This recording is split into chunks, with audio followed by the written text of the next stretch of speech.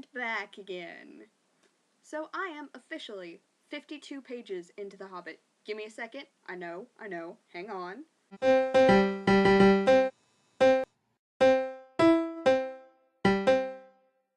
So what do I really have to say about the book right now?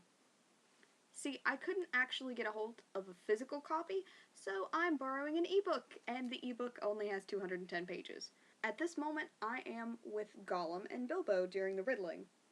So I'm going to talk about some stuff that happened before that. The introduction of the dwarves.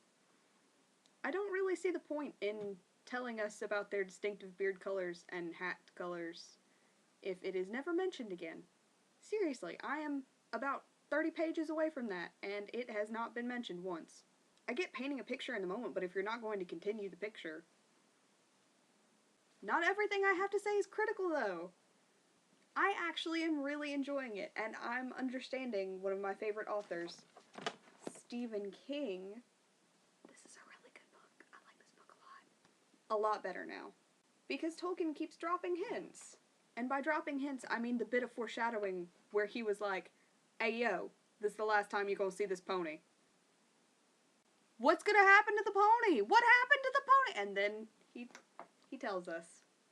Stephen King does that mess to me all the freaking time, and I love it. It's one of the most exciting parts about his work. And now I get to experience it with another author, which he was inspired by. How can I not be ecstatic right now?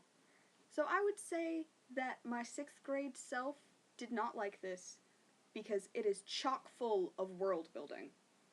I mean, you're saying Cheyenne. It's a fantasy book. Of course it's chock full of world building. A lot of you have probably heard of Robert Jordan. He's the one who wrote the Wheel of Time series. I adore him, and I adore the Wheel of Time series, and it's a very different thing to me than this. It may have been born from The Hobbit and from Lord of the Rings, but it doesn't have the same feeling to it. It's harsher, it's more brutal. This is like elegant fairy tale. This is really chill and kind of beautiful in a distracted way almost. Like, the point of the prose isn't to be beautiful. The point of the prose is to tell you the story and get you enthralled, and it's doing that. It's giving me just enough history that I know what's going on, and some of the history is foreshadowing, like the constant mentions of the Goblin Wars, and then the goblins. Speaking of which, I adore the goblins. They're the best characterized race so far. Maybe not the best characterized, but the most interesting for me, personally. I mean, sure, yeah, you have your hobbits, oh, we like comfort, we don't do anything, ever. Unless somebody does do something, and then we completely excommunicate them. We don't ever mention them again. Which is really interesting to me, because most heroes are, sung as heroes and lifted up.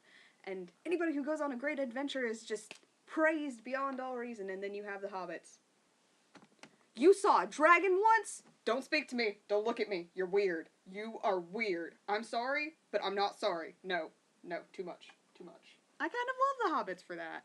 And then the dwarves, all treasure and bravery, and all I really know about them and their heritage thus far is that they're damn good at making treasure, and they don't like the elves. They're being characterized mostly by their actions, which I really appreciate. And it's really doing a lot for me, especially when they carried Bilbo through the tunnels on their backs away from the goblins.